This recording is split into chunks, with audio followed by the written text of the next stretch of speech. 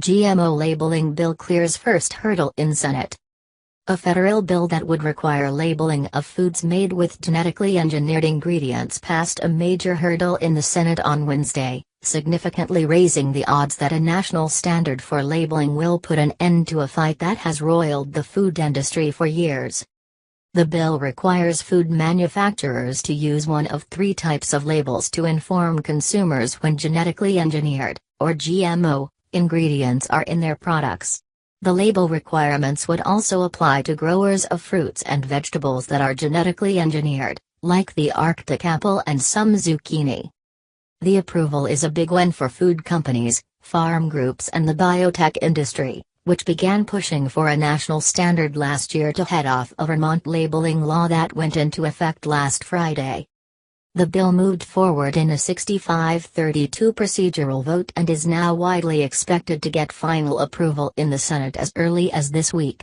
It was approved after moments of unusual theater, including visitors in the gallery throwing cash on the Senate floor to protest contributions made by Monsanto to senators backing the bill.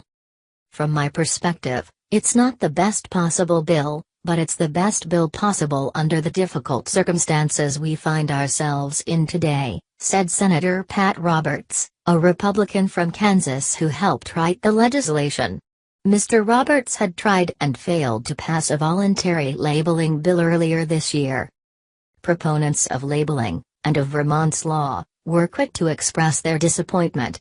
The bill imposes no penalties or fines for non-compliance, and it may leave many genetically engineered ingredients exempt from labeling requirements. If this bill becomes law, the industry wins what are essentially voluntary requirements under this GMO labeling compromise, Wenena Houter, executive director of Food and Water Watch, an environmental advocacy group, said in a statement. Both Republicans and Democrats expect the bill to get final approval in the Senate. How it fares in the House, which last year voted in favor of a voluntary labeling regime, remains to be seen. It is also unclear whether President Obama will sign the bill. In a brief chat with reporters in Washington on Tuesday, Mr. Roberts said he had spoken with Representative Mike Conaway, chairman of the House Committee on Agriculture, but did not know how the House would vote. I would describe his viewpoint as guarded, Mr. Roberts said of Mr. Conaway, a Republican congressman from Texas. They do not want a mandatory bill, but this is the last train that is leaving town. The fight over GMO labeling has been long, contentious and expensive.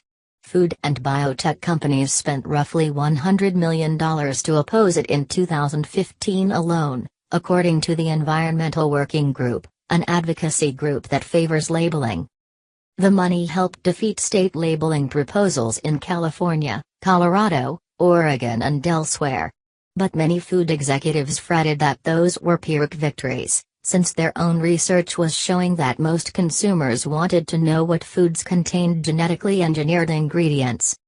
In 2014, Vermont passed a law requiring the labeling of genetically engineered whole foods and foods containing ingredients derived from genetically modified crops like corn, soy, canola and sugar beets.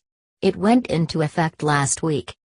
The Grocery Manufacturers Association and biotech industry challenged the law in court, but by the time a judge ruled in favor of Vermont last year, many companies had already begun the process of figuring out how to comply with the tiny state's law.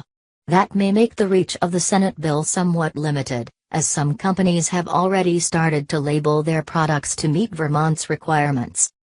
Campbell Soup was the first to break ranks, announcing in January that it would put GMO labels on all its products nationally.